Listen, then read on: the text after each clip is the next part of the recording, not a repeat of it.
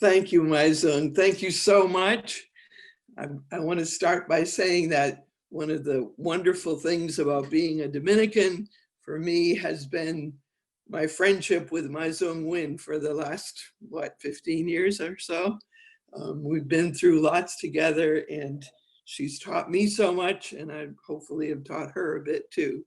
So it's really a joy for me to be here this morning, and I want to begin by saying that being a Dominican for 61 years from the time I actually started, has been a great ride for me, a really great ride. It's been tough sometimes, it's been challenging all the time, but it's been a wonderful opportunity to, I always say that being Dominican involves a relentless pursuit of God in a community of others who also have as their primary goal the relentless pursuit of God. And by God, I mean God in this incarnational way that we're talking about, as we did in the prayer. So it doesn't fit everybody. It's not a great life for everybody, but if it's the right life for you, I strongly encourage you to pursue it. So let us begin with Mary Ellen's help by going to the second slide. And just if you have a scrap of paper, just jot down your answers to these three questions, really. When was the beginning of everything? How long ago did that happen? And how long did it take to finish it?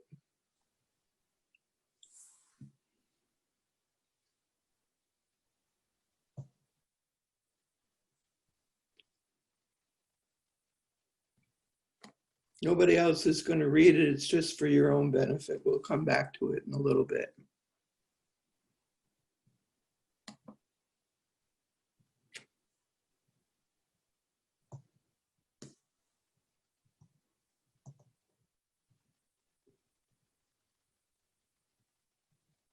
So as we begin to look at this question of who we are in the perspective of deep time, I think we need to start from our present experience.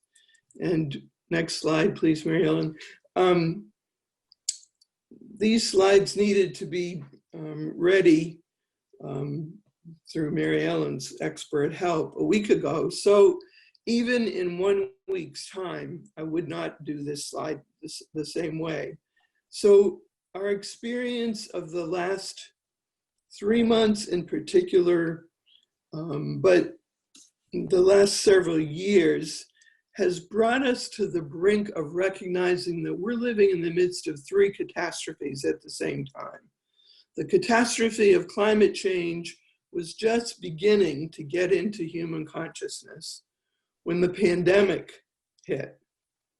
And then the pandemic moved us toward the catastrophe of having to recognize not something new, but at a whole new level, recognizing the catastrophe of racial discrimination in our society. So we're finding ourselves in the midst of three catastrophes at the same time. And those three are very much interrelated with each other. We won't go into that now, but the force of the shattering of our reality has brought us to ask ourselves questions that we maybe haven't faced before, partly because we've had time on our hands. When everything shut down in the middle of March, we found ourselves maybe still having to go to work, but in a different way, maybe working from home, or maybe not able to work at all. But it completely undid our daily routines. And we started asking ourselves things like, what's going on? And how did we get here? And who's to blame? We do a lot of that, of course. How do we protect ourselves? How can we stop the pandemic from spreading? How can we stop the racial injustice that we're seeing right before our eyes, because now we have video capacity?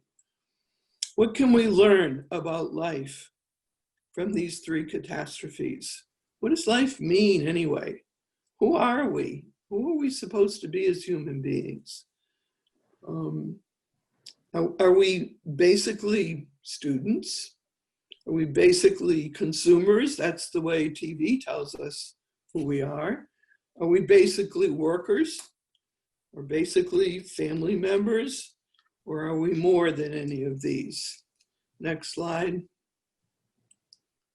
So how we understand ourselves as humans depends on our perspective, our lens, our worldview. We can look at ourselves from up very close. Today, in this moment, I am sitting in front of a computer screen, trying to open myself to exploring new things. We can look at ourselves as humans from a bigger perspective. Well, we're the ones who kind of run the world. Or we can look from an even bigger perspective than that. So an example of perspectives would be, move along please, Mary Ellen. We could look at this redbud tree, which is probably Kentucky's most famous tree that is just gorgeous. It's actually lavender, but we call it redbud. And it comes out at a certain time in the springtime, and it's wild everywhere, and it's also cultivated. If I had a better camera, I could have taken just one tiny blossom on one cluster of blossoms on the branch of that tree. That would be a very close-up perspective. Move on to the next. I could have stepped back with my lens and looked at the whole tree, and that would be a larger perspective on what this reality is. Or, next slide, I could move on to step back even further or zoom even farther out and look at the tree in its context, which happens to be the front lawn of the mother house of St. Catherine in St. Catherine, Kentucky. So this tree in context is a kind of an image of what we mean when we talk about deep time. Moving on, Mary Ellen. Deep time is a new perspective on humanity that nobody had 100 years ago. So the greatest geniuses in the world had no idea of who we are, really. You can think of Socrates and Plato, you can think of any of the great geniuses. Nobody knew who we really were because we did not have the science to be able to know the full picture, the big perspective, the deep time perspective. Next slide. So a deep time perspective, going back to the little notes that you wrote, when did everything begin? How long ago was that? You can look at what you said. I'd be interested if some of you might have said, well, everything began when the Bible was written. That's the story that we all have learned and lived from for 2,000 or 4,000 years in the case of the Old Testament, that the world began with the creation as the creation story tells it. And that is, in many ways, a good capturing of what humans knew about themselves. It's fairly accurate, at least in the progression of what was created first and what was next and what was next, if you read the different days of creation. But for many people, they've gotten stuck in a literal translation of that story and think that creation really happened in 7 days. And I had a young seminarian from the evangelical tradition in my office 15 years ago when I started New Pioneers, and I have a piece of creek rock from the property at St. Catherine's on a ledge in the office, and it has all these little fossils in it. And as those of you who know any geography know, Kentucky is certainly not near an ocean. So this young man looked at it and he was admiring the fossils. And I said, pick it up and hold it, Kyle. And he picked it up. I said, you're holding 500 million years in your hands. That's from when Kentucky was under a tropical sea. And he looked at me with absolute certainty and said, oh no, this is 6,000 years ago. It came from the flood. So there are people who really see that that's how old the world is. And it's dangerous to try to change their perception. But from a scientific perspective, we now have plenty of evidence that human history began about 300,000 years ago. We didn't start writing it down until 6,000 years ago. So when we talk about history, many people think, oh, that goes back 6,000 years. Well, yeah, our history, as we've been able to begin to write it, goes back 6,000 years. But we've been here for 300,000 years on a planet that we know with some degree of certainty now scientifically is 4.5 billion years ago, and in a universe that's 14 billion years old, or 13.7, 13.8. When you get into numbers that large, a couple billion years doesn't seem to make that much difference. So moving to a deep time perspective means looking at ourselves in the context of this larger story that we now know that we didn't used to know about the evolution of the universe. Next slide, please. So a deep time perspective means recognizing an ever-evolving universe. And if we recognize an ever-evolving universe, it really changes our understanding of who we are as humans. So I didn't use the term cosmology to start with because I think that kind of intimidates a lot of people. It's not a common word. It's not something that we understand and use in a familiar way. But a cosmology simply means putting together the science that we now know with the values, the human meaning of that scientific evidence. So you can read just the science, you can learn just the science and believe that there is no spiritual reality. It's stuff.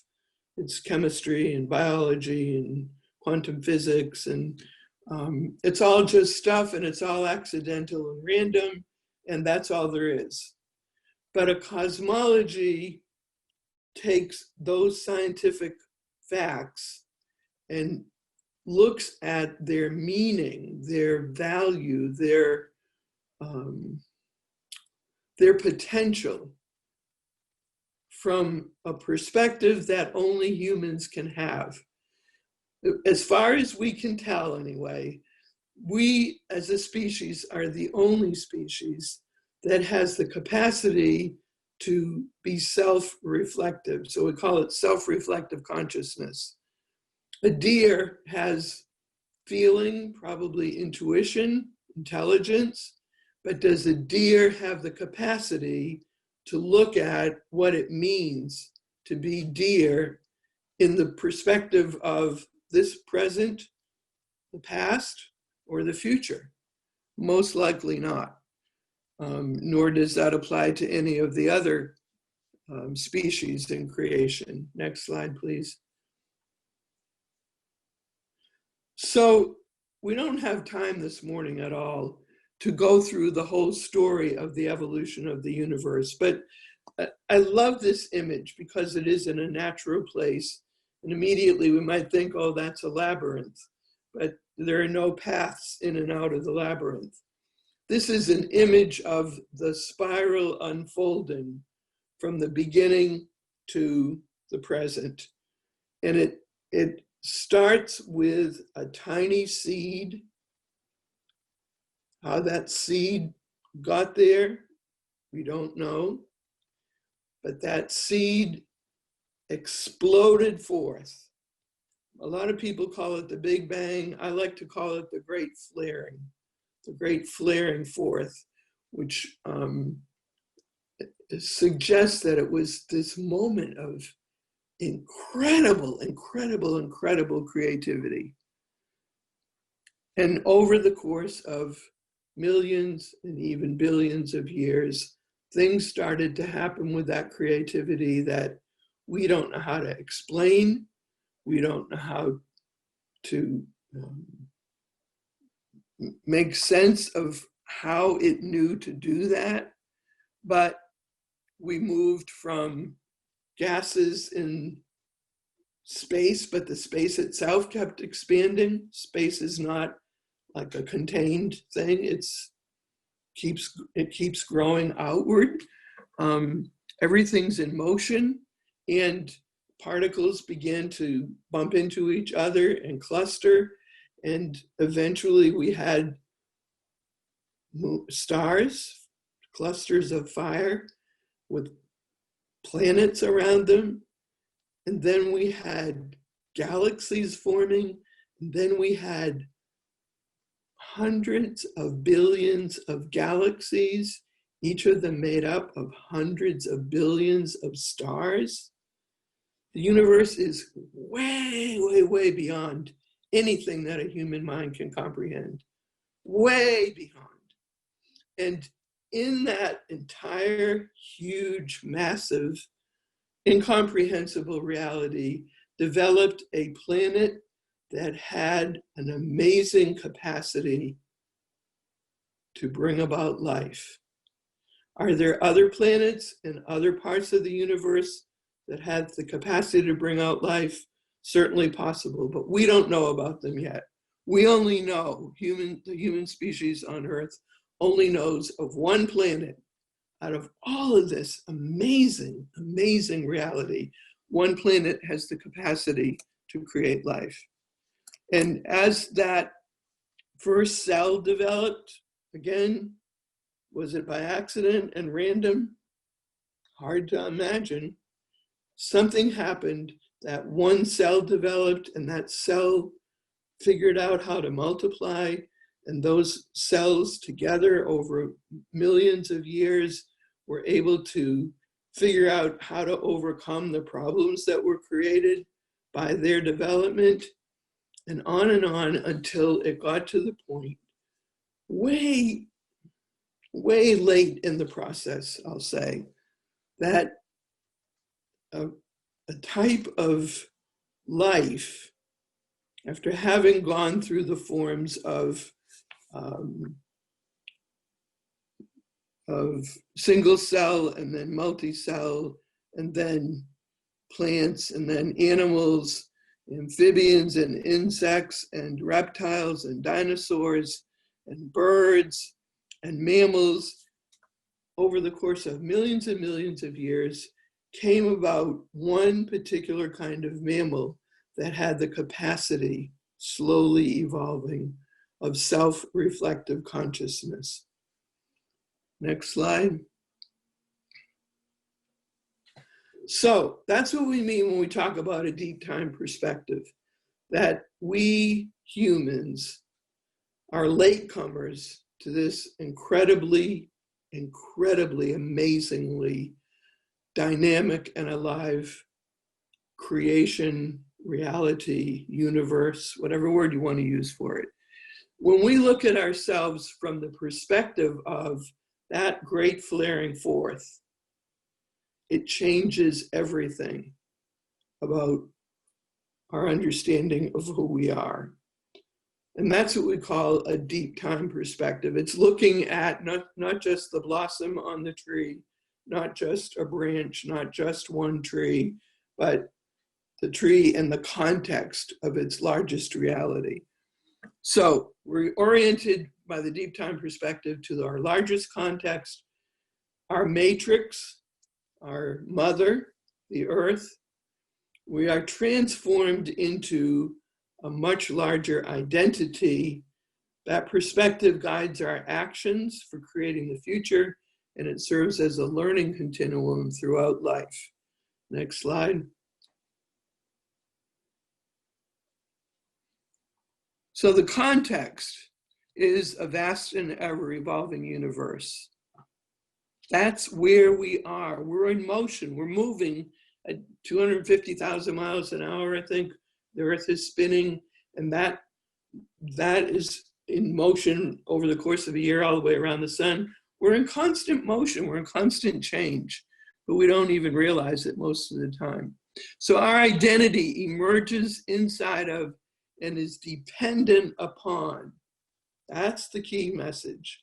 Our identity, our reality, our very existence is depending upon the vast evolving universe. Next slide. Our mother, the earth, the matrix, is an interdependent reality from which all life emerges, on which all life depends. We are an evolving element of earth. Chief Seattle got this a long time ago when he said, the earth does not belong to us. We belong to the earth. But boy, do we not get that. Our human future depends on grasping this foundational understanding that we are an evolving element of earth. Earth is not an evolving element of us. We are not the ones in charge, much as we like to think we are. Indigenous people understood this. Indigenous people in all parts of the world had this innate, deep connection with, they talk about creator and spirit that exists in all beings, not just in the human. Indigenous people have that innate understanding that the earth does not belong to us. We belong to the earth. But in this country, the European invaders killed off most of the indigenous people. So we've lost the source of wisdom we need most. Next slide. We've killed off the source of wisdom we need most. Now, there are fortunately some elements of Native American spirituality that are still available to us, but we don't pay much attention to them at all. So the universe has been transforming for 14 billion years. It's not static. It doesn't stay the same. Each of us is part of that 14 billion year flow of evolution. The same particles, this is, if you want to contemplate a mystery, contemplate this one, that the same matter that exploded from the seed 13.7 billion years ago is the stuff of which our bodies are made. That's all the stuff there is what came out of that explosion. So the cells of my body are made up of biochemicals, which literally started back at that great flaring forth. That means my reality, my being, is the same as your being. I mean, it has its uniqueness, but the stuff of everything is from the same single source. We are way more interconnected than we can ever begin to imagine. Now, we're the ones, the humans, who are uniquely gifted with the capacity to know this, to be totally in awe, to be the ones of all the species, of all the parts of creation, the ones who can wonder at all of this. The ones who should know.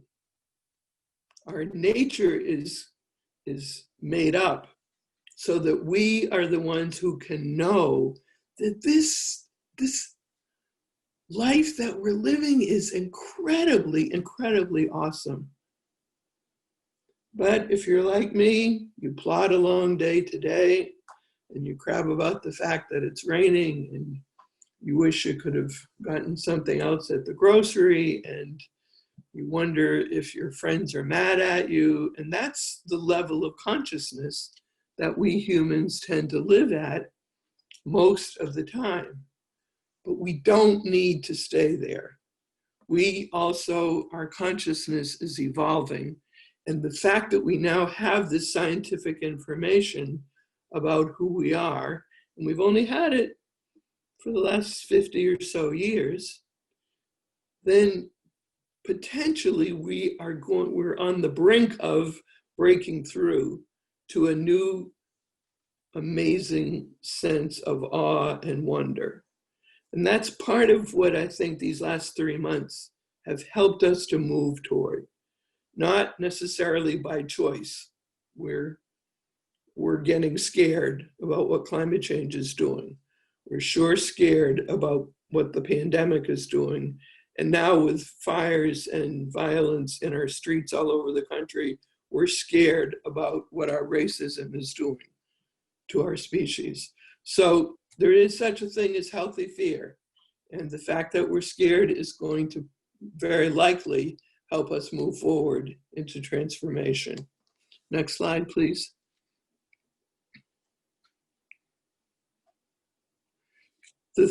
Another aspect of what's going on is that we, in this whole scientific development, our species has now evolved to the point that we can significantly impact the future evolution of the planet. We have figured out how to control things, how to change things, how to use enormous machines to scoop out a whole side of a mountain in order to get a little bit of coal for our purposes, to the point where we change the river systems, we change the air quality, we change everything about that side of that mountain. We have uncovered and discovered the secrets of the evolving nature of reality to the point that we literally are now co-creators of evolution. And I believe that's not accidental. I believe that the divine energy is so generous, so in love with this unfolding reality and with us as humans, that the divine is ready now to share the creative capacity with the human species. But we are screwing it up so bad. We can't get out of our own self-centeredness enough to look at it the way the divine energy looks at it, love it, and care for it. We're still into, I want this for me, we want this for us, we're going to take this away from them. We're still into that very adolescent, childish probably, stage of awareness where it's all about me. It's all about how I can get what I want for me and mine. And if we don't break through that self-centeredness, then we're doomed. And we are seriously in danger, especially with climate change, of not being able to live here anymore as a species. That's a reality, that's a fact. But we also are capable of making that evolutionary leap into a perspective that helps us to say, I'm going to take care of this. We're going to take care of this. We are going to step back from our selfishness and move into another whole approach to reality. Next slide, please. So part of what we're about as people of goodwill all through the planet, as a species throughout the planet, is figuring out how to act differently. We need to learn how to participate consciously in evolution to create a vibrant world. We need to, in order to get there, we need to really deepen the contemplative aspect of who we are. Not just as religious people, not just as Christian people, as human beings. If we don't learn how to go inside of ourselves and discover what's in there, the good and the bad, the beautiful and the ugly, we will not be able to make this transformation. And then, of course, the on-the-ground problem solving. Next slide. So the continuum is to continue to learn. And I've been aware of this deep time perspective. Some people call it the universe story, the journey of the universe. Some people call it big history. Some people call it the new story of creation. There are a lot of different names for it. I've been aware of it for 30 years, but I am only on the smallest edge of really getting it. And it's a generational evolutionary process. None of us is going to figure this all out this week and change our lives drastically. We have to do it one step at a time. But we do need to continue the learning. And then what our generation, your generation learns, then becomes a new cosmology, which we pass on to the next generation, hopefully better than we received it. And they pass it on to the next generation, hopefully better than they received it. Next slide, please. So I went to a camp run by a friend of mine several years ago. It was a summer camp intended to teach children this story of the universe. And as a visitor, my friend who was the teacher said to the children, can you all tell Sister Claire, what does it mean to be human? And this little kid, freckle-faced, redheaded kid in the front row stands up and he says, with all his heart, well, we're the ones who can stand up on our two hind legs and look all around, and say, wow. And that has stayed with me from whatever it was, 20, 25 years ago. That is what it means to be human. If you want to talk about Dominican mission, that's what it means to be a Dominican. That's what it means to be a Christian, or a Jew, or a Hindu, or a Buddhist, or an atheist, if that's your choice. But it's the capacity of the human is to stand up on our two hind legs, look all around, and exclaim, wow.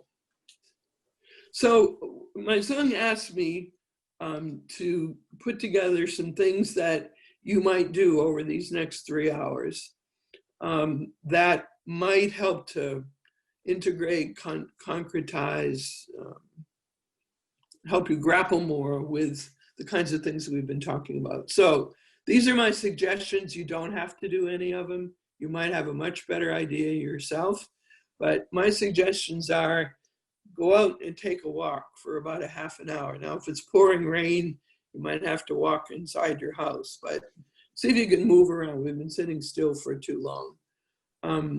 But look around, whatever environment you're in. Look around as if it's the first time you have ever arrived here. And ask yourself, what would change if you started believing, I mean really believing, that you are literally and physically made of stardust? What would change if you started believing that you're a part of an expanding universe, still expanding, made up of billions of galaxies, each of which has billions of stars, and all of it's moving, it's all in motion? What impact would that have on you? Next slide, please.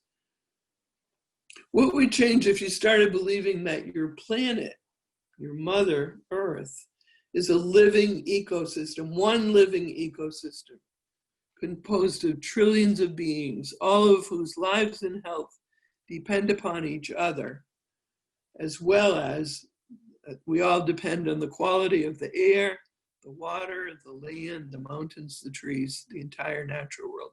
What would change in you if you started believing that? And what would change if you came to terms with and really accepted that your really big, most important role as a human is to be one who stands up regularly on your hind legs, looks all around, not just at Earth, but at that expanding universe, and says, wow, how would your life change? Next slide, please. So if you want to, after you walk, you might spend some time writing, journaling about what difference that would make. You might ask yourself, how could the reality, this, I'm sure you sort of knew before, but if you've deepened in your perception and understanding of the meaning of it, how could that reality make a difference in your ministry, whatever your ministry is in the world, and how would that reality impact your relationship with God? And then one more slide. This is another option that I think could be fun. Think of a child that you know and love and invent a story appropriate to their particular age level that would help them to get clear about where they came from, where they come from. Most of them know they came out of their mummy's tummies, but where did they really come from? Who are they in the universe? And how they can, in their childish way, image God in relationship with all of this. Try to make your story interesting and exciting so a child would really benefit from it. And if you happen to have a child handy before your next session this afternoon, try it out on them and see what you learn. So those are some suggested activities, but as I said, whatever you choose to do with this next 2 to 3 hours is just fine. Is that the end of the slides? Oh, then there's the references to Brian Swim and Thomas Berry and the video that I mentioned.